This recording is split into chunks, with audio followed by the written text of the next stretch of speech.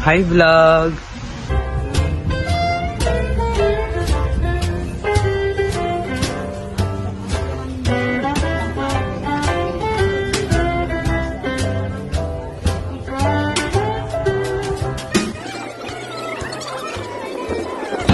Samahan nyo kami bumili ng wrapper sa palengke. Woo!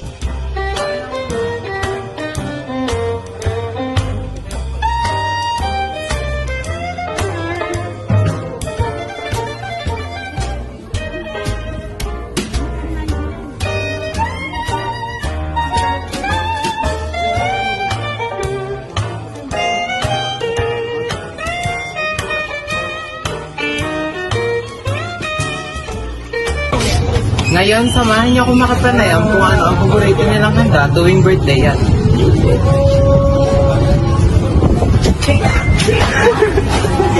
Pwede po pag baka yung ma-interview. Sige. Ano pong pangalan?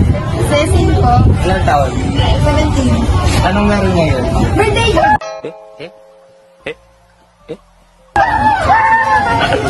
Ano bang paborito nilang handa tuwing birthday yan? Lumpia. Bago tayo dumako sa pagluluto, mahalaga ang pagkakaroon ng proper hygiene. Una, ang pagsusuot ng apron. Pangalawa, ang pagtatanggal ng mga alahas.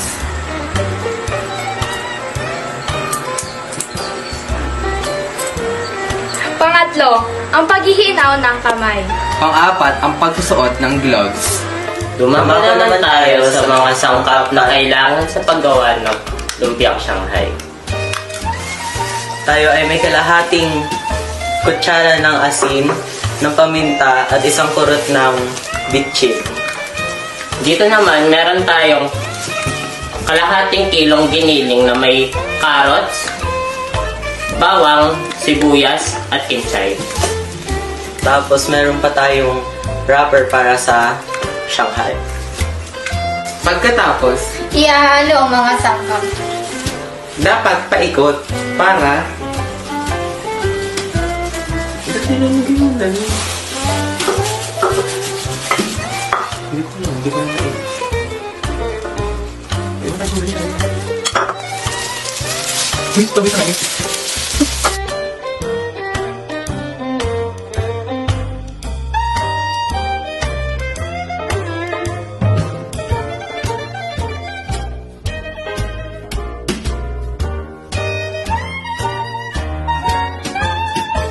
Ngayon, dadako naman tayo sa pagluluto ng Shanghai.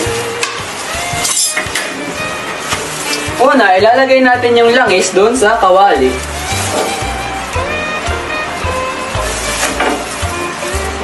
Pwede natin siyang spread para makasave tayo ng langis.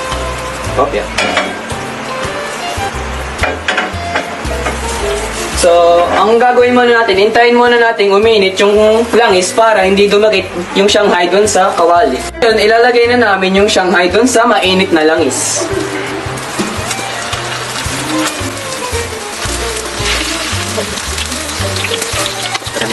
Sa ngayon, kada sa isang side, bibigyan natin siya ng 2 hanggang 3 minuto para maluto.